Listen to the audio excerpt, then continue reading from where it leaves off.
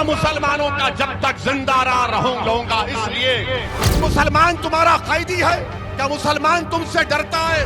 तुम काबिल बनो, तुम कौम के सिर पे सालार बनो, हम तुम्हारे पीछे खड़े रहेंगे, तुम्हारे वास्ते हर चीज करेंगे।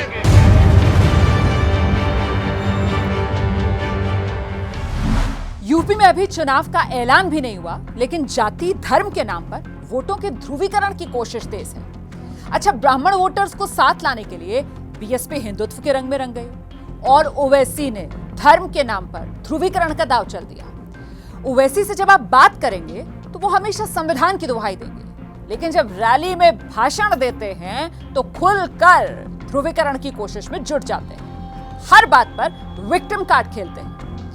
यूपी में ओवैसी ने अभी हाल में 3 रैलियां की हैं। तीनों में ओवैसी ने यही किया, बार बार मुसलमानों को हिंदू राष्ट्र का डर दिखाते रहे, मॉब लिंचिंग की घटनाओं के नाम पर खौफ पैदा करते रहे और यह भी कहते रहे कि समाजवादी पार्टी और बीएसपी ने उनके लिए, मतलब मुसलमानों के लिए कुछ नहीं किया।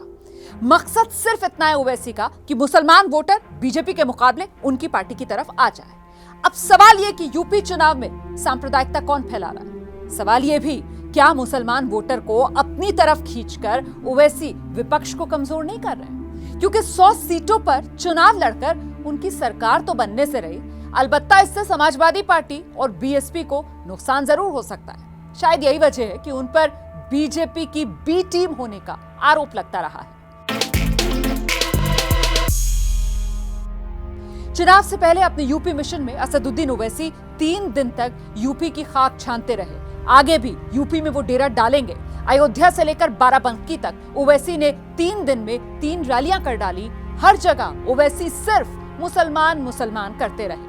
बाराबंकी में अपने भाषण के दौरान भी ओवैसी ने एक तरफ हिंदू राष्ट्र का डर दिखाया और दूसरी तरफ समाजवादी पार्टी और बीएसपी के मुकाबले खुद को बेहतर बताया। जब से नरेंद्र मोदी की हुकूमत बनी उस वक्त से ये पूरी कोशिश की जा रही है कि भारत का ये जो सेकुलरिज्म है, भारत की जो खूबसूरती है भाईचारगी की, उसको तब्दील करके उस मुल्क को एक हिंदुत्व राष्ट्र में तब्दील किया जाए।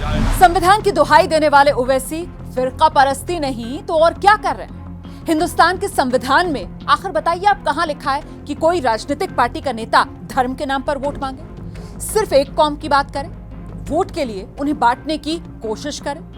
ओवैसी दूसरी पार्टियों को इस बात का ताना देते हैं कि वो मुसलमानों को वोट बैंक के तौर पर इस्तेमाल करती है, लेकिन क्या ओवैसी भी उसी लीग पर नहीं चल रहे हैं? अगर दूसरी पार्टियों से इतनी ही नाराजगी है तो फिर नई नजीर पेश कर देते ना ओवैसी साहब। लेकिन सवाल तो वोट बैंक का ही है, तभी तो जाति के नाम पर, धर्म के नाम पर बंटवारा कर उत्तर प्रदेश में अपना वोट बैंक तैयार करने में लगे असदुद्दीन ओवैसी।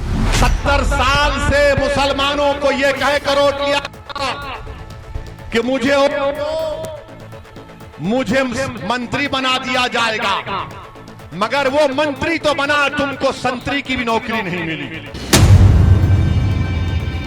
मैं पैगाम दे रहा हूं उत्तर प्रदेश के 19% मुसलमानों को, अगर 11% यादव मुलायम सिंह यादव को, अखिलेश यादव को अपना मुख्यमंत्री बनाए तो क्या इस आने वाले चुनाव में 19% मुसलमान क्या मंजलिस के एमएलए को कामयाब नहीं कर सकते? करेंगे इंशाअल्लाह ताला। आपने सबको साथ दिया, मगर क्या मिला? कल तक आपके पास कोई अल्टरनेट नहीं था, कोई मुतबादिल नहीं था। आज मुतबादिल मजलिस इत्तेहाद और मुस्लिमीन। यूपी के अपने 3 दिन के दौरे पर ओवैसी जहां भी गए, उन्होंने हर पार्टी पर मुसलमानों को डराकर वोट लेने का आरोप लगाया। लेकिन उत्तर प्रदेश में दूसरी पार्टियों की राह पर वो भी मुसलमानों को डराने वाली राजनीति कर रहे हैं। हाँ, फर्क सिर्फ इतना है कि वो उनके रहनुमा होने का दावा करते हैं। ओवैसी को यह भी कहा जाता है कि वो मुस्लिम वोटों का बंटवारा करवाते हैं जहां भी जाते हैं। 2017 के यूपी चुनाव में मुस्लिम वोटर्स ने यूपी में तो ओवैसी को खारिज कर दिया। तब एआईएमआईएम ने यूपी की 38 सीटों पर चुनाव लड़ा, खाता भी नहीं खुल पाया। इतना ही नहीं, 38 में से 37 सीटों पर पार्टी की जमानत जब्त हो गई। और यही वजह है कि ओवैसी इस बार पूरी तरह हिंदू मुस्लिम वोटों का बंटवारा कराने की कोशिश में है।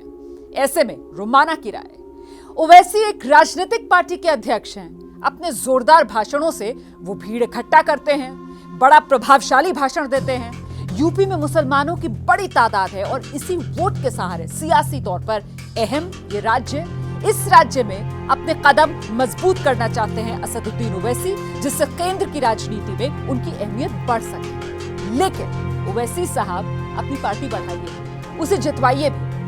देश का संविधान आपको इसकी इजाजत देता है, लेकिन दूसरों को संविधान का पाठ पढ़ाते पढ़ाते, नैतिकता का ज्ञान देते देते आप शायद खुद भूल गए कि आप क्या कर रहे हैं। अपना चेहरा एक बार आईने में जरूर देखिए और खुद से ये पूछिए कि कहीं वोट के लिए आप भी लोगों को सांप्रदायिकता की आग में तो नहीं झोंक रहे।